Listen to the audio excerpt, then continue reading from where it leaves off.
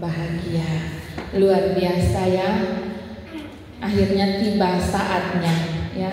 Sempat ditunda karena ada beberapa administrasi dan urusan gereja yang harus diselesaikan. Tetapi puji Tuhan akhirnya tiba saat di mana pernikahan ini dilangsungkan.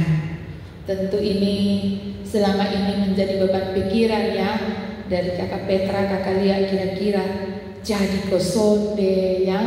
Berapa kali Mama Cici mengadakan pendekatan demi pendekatan bersama teman majelis, dan kita mencoba untuk mencari solusi yang terbaik karena kita mencoba untuk bijaksana menyesuaikan aturan-aturan yang sama-sama kita tahu kita harus berdiri di atas aturan. Baik, hari ini kita belajar untuk bagaimana menata langkah-langkah di depan ya. Karena saya mau bilang bahwa impian tentang pernikahan dan menjalani pernikahan itu adalah dua hal yang sangat-sangat berbeda ya. Mimpi kakak Petra dan mimpinya kakak Lia tentang sebuah pernikahan akan berbeda ketika kita menjalaninya, ketika kita sudah masuk di dalamnya ya. Dan wajar ketika semua orang punya mimpi ya, semua orang punya mimpi, semua orang punya kerinduan, dan rasa-rasanya mimpi itu mestinya berjalan dengan kehidupan yang akan kita jalani. Banyak pasangan yang merasa yakin bahwa mereka pasti mampu mengatasi segala persoalan, segala masalah yang akan menerpa mereka ketika mereka ada dalam pernikahan.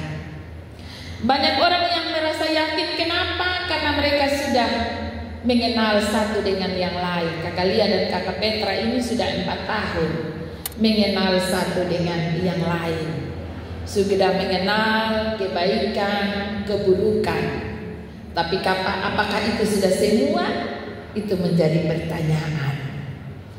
Mengapa demikian? Karena pernikahan adalah menyatukan dua orang yang memiliki begitu banyak perbedaan ya. Latar belakang pendidikan dua orang tentu mungkin berbeda. Latar belakang budaya ya, kakak Petra dibesarkan dalam budaya, tradisi, kebiasaan orang di Semau. Kakak Lia dibesarkan dalam budaya, tradisi orang Malaka. Latar belakang sosial, bagaimana membangun hubungan sosial dengan kakak adik, bersaudara, sesama, sahabat, kenalan, tetangga, tentu berbeda. Mungkin gaya di Samau berbeda dengan gaya di Sigumana. Latar belakang ekonomi mungkin juga berbeda ya. Karena itu jika dua orang yang baru disatukan setelah 24 tahun ini ya, sebesar seusia 24 tahun, masing-masing dibesarkan dengan gaya ya, lifestyle dalam keluarga yang berbeda ini, ketika mulai disatukan, maka hal yang paling penting ialah kita harus belajar untuk saling menerima. Belajar untuk saling menerima kelemahan. Kenapa demikian? Karena masalah-masalah yang kecil atau sederhana saja, bagi banyak orang mungkin itu masalah kecil dan sederhana, tapi justru itu bisa menjadi masalah yang besar dalam sebuah rumah tangga.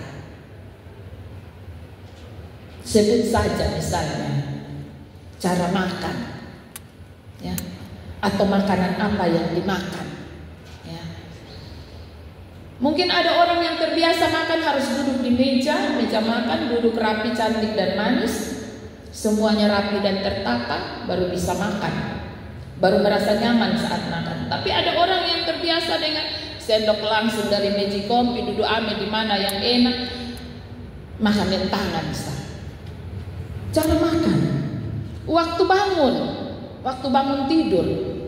Mungkin ada yang sudah terpola dengan beta sudah terbiasa bangun jam 5 Jadi biar beta capek kemanapun, jam 5 pasti beta sudah terbang. Atau ada yang terbiasa dengan, matahari sisiram pantai belum jam bangun. Berbeda. Apakah itu hal sederhana? Tidak. Karena itu akan mengganggu kehidupan bersama jika tidak bisa saling memahami dan mengerti. Cara berpakaian, ya. Mungkin ada yang orangnya perfeksionis, maunya harus rapi, setrika itu betul-betul licin baru bisa keluar. Tapi ada yang angkat dari gantungan, dari jemuran langsung taruh pi, dia percaya diri, dia jalan. Melempar handuk saja kadang-kadang jadi masalah besar dalam rumah tangga, ya. Mungkin ada yang terbiasa begitu gosok habis dia berdiri di mana dia lempar di situ. Tapi ada yang terbiasa dengan menggantung di tempatnya. Cara mendidik anak berbeda. Bisa saja mungkin ada yang terbiasa dengan mendidik anak dengan lemah lembut, sama kayak Nikita Willy, ya. Nikita Willy itu dia kasih tutorial mendidik anak, ya, panggil boleh kasar. Tapi ada yang terbentuk dengan baterai 5-6 kali baru bisa, ya. Harus suara tinggi. Hobi, kesenangan. Kemarin saya masih duduk bercerita dengan kakak Cafik, ya, kakak Ike. Saya bilang, saya hampir tidak dapat mengerti. Ya, minta maaf ya yang bapak-bapak, yang laki-laki. Kenapa bapak-bapak itu sampai sudah setua itu masih suka main Mobile Legend, Free Fire? Itu bisa pukul bakal dengan istri hanya karena bermain Mobile Legend, karena harus top up. Top up lagi, oke, top up mungkin bisa diatasi karena kondisi ekonomi mungkin bisa mengatasi. Tapi waktu untuk istri, waktu untuk anak tersita hanya untuk Mobile Legend dan Free Fire. Hobi, ya, hobi. Saya punya ipar, ya, pak suami punya kakak sudah almarhum. Itu hobinya mancing. Tiada hari tanpa mancing. Dapat ikan, tidak dapat ikan, dia mesti pergi.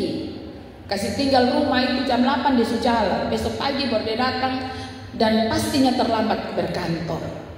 Pagi hampir siang baru sampai. Baru mau tidur, bini suka bangun cepat, nanti terlambat di kantor. Masalah. Ya, sampai saya punya mama tuh ambil keputusan, saya tidak akan makan kau ikan pancing. Hanya untuk mengatasi dia pun hobi ini, berhenti memancing. Artinya kalau ada libur baru pancing. Nah, kalau tiap hari lu bikin jadi hobi, sudah jadi kewajiban, ini surepot. Nah, ini yang mau saya sampaikan di sini adalah kita datang dari latar belakang yang berbeda, cara berpikir yang berbeda, tingkah laku yang berbeda. Apakah kita benar-benar sudah mengenal pasangan kita? Saudara-saudaraku yang kekasih, orang bilang bahwa tidak ada yang pernah tahu sebelum masuk di dalamnya, ya, sama kayak sepak bola, ya. Ketika kita duduk di bangku penonton kita paling hebat, ya. Itu sama seperti ketika orang menaikkan status tentang masalah rumah tangganya, kita seolah-olah menjadi seorang yang mampu mengatasi semua masalah. Jadi kita mulai memvonis dan memberi saran-saran. Seperti kamu pernah begitu hebat mengatasi masalah rumah tangga, ya. Kadang-kadang kan kotong begitu toh, kotong berdiri di luar ke menonton ini, kotong paling hebat sudah. Tapi coba masuk di dalamnya. Saudara-saudaraku yang kekasih, untuk setiap rumah tangga itu ada beragam pergumulan, persoalan, tapi pasti ada. Bagaimana reaksi kita itu yang menjadi persoalan, ya. Jadi kakak Petra, kakak Lia, selamat memasuki kehidupan bersama, selamat menempuh sebuah hidup yang akan memasuki, ya, geloranya ombak menuju Semau, ya. Semau itu laut tenang-tenang, tapi kadang-kadang justru bisa lewat. Betul kok orang Semau? Betul, laut kelihatannya tenang 15 menit. Saya ingat tahun 2099 sidang di Kota Baru. Itu satu kapal dari naik Kliu menuju Tenau. Kita sementara sidang di gereja wali kota, gereja Kota Baru, dan seorang pendeta, Pak Pendeta Lodu, meninggal karena tenggelam perahu yang dari Naikliu menuju Teno, yang katanya hanya 15-20 menit saja sudah sampai, tetapi tenggelam dan memakan banyak korban waktu itu.